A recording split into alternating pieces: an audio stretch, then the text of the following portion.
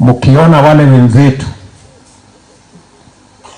wameanza kuingiza maji kwa tumbo, nilisikia wao jana wakisema wasipoungana huyu hasla atawanyorosha mapema asubuhi. So wanajaribu kuungana, na mimi nataka niwaambie hiyo safari ya kuungana ni mzuri,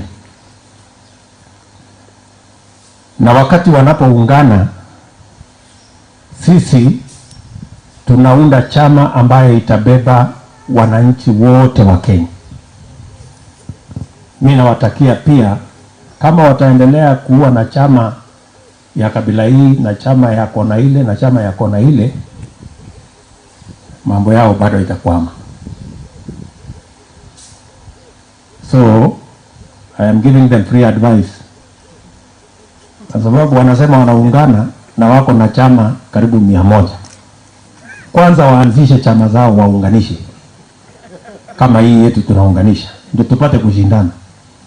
Tunataka tuwashinde wakiwa pamoja, tunataka tuwashinde wakiwa hapa na pale.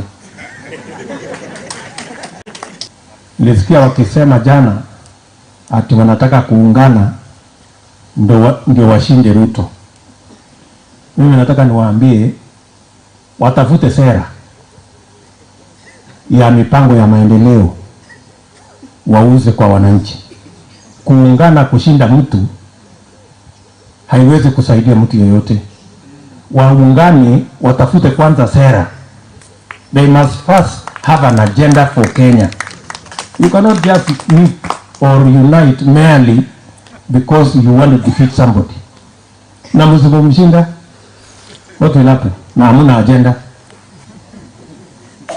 Mimi nataka niwaambie, as a hustler movement, we have an agenda for the transformation of our nation, and that is why we are changing our economic model so that it is no longer trickle down where a few people, leaders and a few people benefit, but an agenda that makes sure every ordinary citizen in Kenya either has a job or an enterprise or a business, so that we can expand the number of taxpayers in Kenya, we can raise sufficient money, we can have more savings, we can develop our country using our own resources, and we do not have to borrow from the Chinese to run our nation.